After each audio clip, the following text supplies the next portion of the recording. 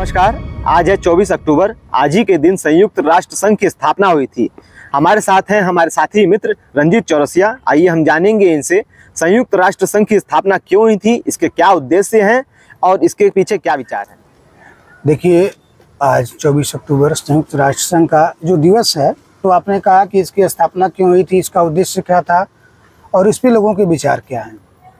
तो देखिए, आज के समय में और उस समय में काफ़ी अंतर है जी। जब प्रथम विश्व युद्ध के बाद और दूसरी विश्व युद्ध में जो विश्व स्तर पर त्रासदी हुई, मानवता की हत्या हुई, उसको देखते हुए विश्व के तमाम देशों ने ऐसा सोचा कि क्यों न एक हम ऐसा संगठन बनाएं जो इसको रोक सके।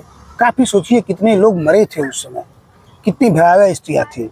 शक्तिशाली देश कमज़ोर देशों पर आक्रमण कर रहे थे, लूट पड़ रही होगी उस समय। कल्पना करिए, कल्पना से अगर देखा जाए, सोचा जाए तो काफ़ी भयावह स्थिति रही होगी, इसमें कोई संदेह नहीं है जी। लेकिन अगर कुछ देशों ने पहल की कि एक विश्व स्तर पर ऐसा संगठन बने जो इस त्रासदी को रोक सके, मानवता को जिंदा रखे, इससे आगे निपटा जा सके और आगे भविष्य में ऐसी घटनाओं की पुनरावृत्ति न हो, कोई एक समाधान निकले, बीच का रास्ता निकले। आप अक्सर देखते हैं जो ताकतवर व्यक्ति है किसी न किसी को दबाते रहता है पास पड़ोस तमाम में। तो इसकी आवश्यकता इसलिए पड़ी कि तमाम देशों ने जो मिला तो उन्होंने आपस में ऐसा सोचा कि जब अंतर्राष्ट्रीय स्तर पर एक ऐसा संगठन बनेगा तो उसमें कोई ताकतवर और उसमें कोई कमजोर नहीं रहेगा, और सबके साथ एक समान व्यवहार करेगा, निष्पक्ष रहेगा। इसलिए इसकी आवश्यकता महसूस हुई। अब उसमें देखिए, आपने पूछा इसके उद्देश्य क्या है, तो आवश्यकता अगर किसी चीज़ की है, आवश्यकता हुई इसके स्थापना की, तो उसका उद्देश्य यही रहा होगा कि हाँ, मानव का कल्याण किस तरह से हो, मानवता बची रहे, शक्तिशाली लोग जो है कमज़ोर लोगों पर हावी न हो, इस तरह से समरसता बना रहे। शक्ति का जो कहा जाता है, थ्री मेकर्स ने कहा था कि शक्तिशाली ही न्याय का हित है, तो ऐसा ना हो, शक्तिशाली ही न्याय का हित ना हो, सब एक समान रहें, सभी देश आपस में कहीं कोई हो तो सामंजस्यपूर्ण काम हो। तो उस समय अमेरिका सहित 50 देशों ने, जब संयुक्त राष्ट्र संघ की स्थापना हुई 24 अक्टूबर 1945 को, तो अमेरिका सहित 50 देशों ने इसमें शामिल हुआ। और वर्तमान में आप देखेंगे तो संयुक्त राष्ट्र संघ एक विशाल परिवार के रूप में उभर चुका है और वर्तमान में इसमें 193 देश सम्मिलित हैं जी। और 193 देश इसमें काम करते हैं। उसके तमाम संगठक भी हैं, सुरक्षा परिषद है, न्यास परिषद है और अंतर्राष्ट्रीय न्यायालय भी है, स्वास्थ्य परिषद है, WHO जिसको कहते हैं। तो ऐसे अनेक संगठन संयुक्त राष्ट्र संघ के अंदर काम कर रहे हैं। तो जैसा कि द्वितीय विश्व युद्ध के बाद 1945 के बाद इसकी स्थापना हुई, क्या ये वैश्विक जो आपदा होती है मानव जनित और प्राकृतिक दोनों से निपटने के लिए है? बिल्कुल। आप देखेंगे, आपने कहा कि वैश्विक और मानव जनित जी। तो वैश्विक स्तर पे जो भी घटनाएं होती हैं, अभी हाल ही के दिनों में कुछ साल पहले कोरोना जब आया चीन में, तो उस पर WHO सबसे पहले अपनी रिपोर्ट तैयार करने के लिए अपने संगठनों को भेजा। आप देख रहे होंगे हर देश की सरकार ने अपने अपने नागरिकों को बचाने के लिए अपने अपने स्वास्थ्य के गाइड उसी जो पकड़ थी स्वास्थ्य पे, अपने अपने डॉक्टरों के हिसाब से गाइडलाइन देश में जारी कर रही थी। लेकिन WHO उस पर सक्रिय था।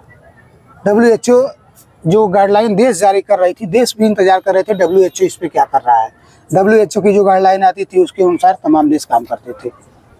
लगभग देखा जाए तो आज 77-78 वर्ष बीत चुके हैं इसकी स्थापना को। क्या लगता है कि अपने उद्देश्यों में कितना मुकाम हासिल कर चुका है, कितनी सफल रहा है ये संगठन? देखिए, निश्चित तौर पर अगर कहा जाए तो पूर्ण रूप से तो नहीं कहा जा सकता, लेकिन एक हद तक कहा जाए तो अधिकांश तौर पर मेरा मानना जहाँ स्वयं का है, यह संयुक्त राष्ट्र संघ काफ़ी सफल रहा है। अभी देखेंगे, आप अखबारों में पढ़ेंगे और तमाम जगह पढ़ेंगे कि संयुक्त राष्ट्र संघ जो है फला देश को फला पैसा दिया जी, इतना रुपया दिया सड़क बनाने के लिए, इतना गरीबी दूर करने के लिए।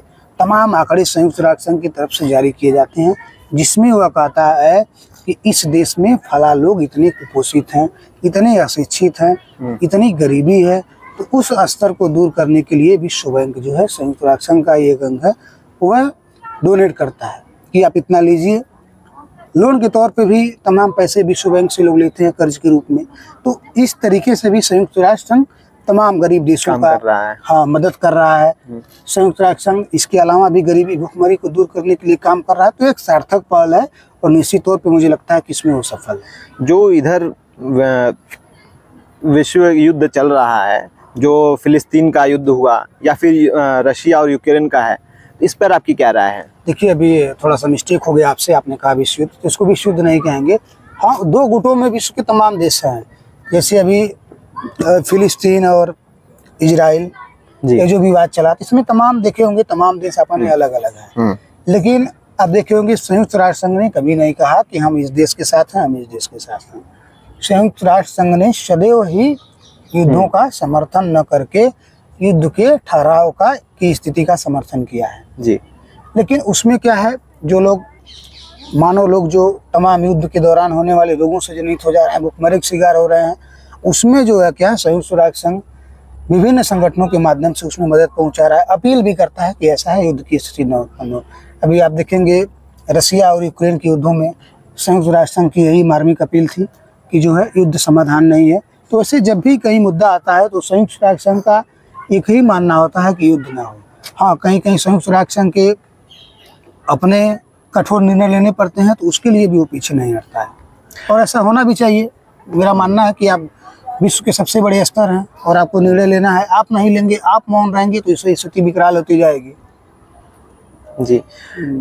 जो संख्या शुरुआत में इस संगठन को बनाई, जो लोग मिलकर इस संगठन को बनाए, उन राष्ट्रों के सिवाय और लोग जुड़े इसके साथ, या अभी क्या लगता है कि इसके सिवाय आप इसमें जो भी जानकारी देना चाहें हमारे दर्शकों को? आपको शुरू में ही कहे हैं, एक बात शायद आप ध्यान नहीं दे पाए, जब ये इसकी स्थापना हुई थी तो अमेरिका सहित 50 देश थे इसमें, और वर्तमान समय में लगभग 193 देशों की संख्या संयुक्त राष्ट्र संघ में हो चुकी है, सदस्यता ले चुके हैं। ठीक है। और इसमें लगातार संख्या इसकी बढ़ रही है। जो देश सदस्यता लेंगे उसका कुछ प्रोसेस है, उसके तहत सदस्यता लेते होंगे, लेकिन वर्तमान समय में जहां तक मुझे जानकारी है 193 देश सदस्य हैं। तो कहीं ना कहीं इसकी संख्या बढ़ी है, लगभग 4 गुनी की अपेक्षा बढ़ी है जहां तक हमको पता है। तो यह काफ़ी अच्छी बात है। कहीं ना कहीं उन देशों को लगा कि भाई संयुक्त राष्ट्र संघ के साथ रहेंगे तो सुरक्षित रहेंगे, मजबूत रहेंगे। अब मान लीजिए कहीं कहीं ऐसा हुआ कि कोई देश किसी देश पे कब्जा कर ले जी, तो उसके लिए संयुक्त राष्ट्र संघ है।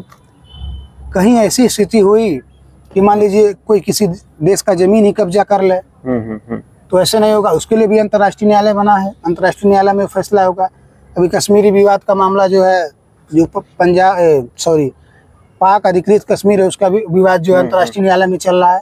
तो इस तरह से अनेक तरीके हैं। संयुक्त राष्ट्र संघ विश्व में शांति और कल्याण के लिए काम करने के लिए वह प्रतिबद्ध रहता है। अब किस स्तर तक है इस पे कहने की जरूरत नहीं है, लेकिन उसकी स्थापना इसी उद्देश्य से हुई थी कि विश्व में मानवता जिंदा रहे, लोगों का कल्याण हो, संपूर्ण देशों में आपस में मैत्रीपूर्ण संबंध बना रहे, सहयोग भाईचारे की भावना रहे। ठीक, धन्यवाद आपका। आपने बहुत अच्छी जानकारी दी हमारे दर्शकों को आज के संयुक्त राष्ट्र संघ के विषय में, और ऐसे ही जानकारी को जानने और देखने के लिए हमसे जुड़े रहें। आप देख रहे थे संवाद क्रांति, हमारे साथ कैमरा पर्सन अरुण राय, मैं मयंक टिबड़ेवाल।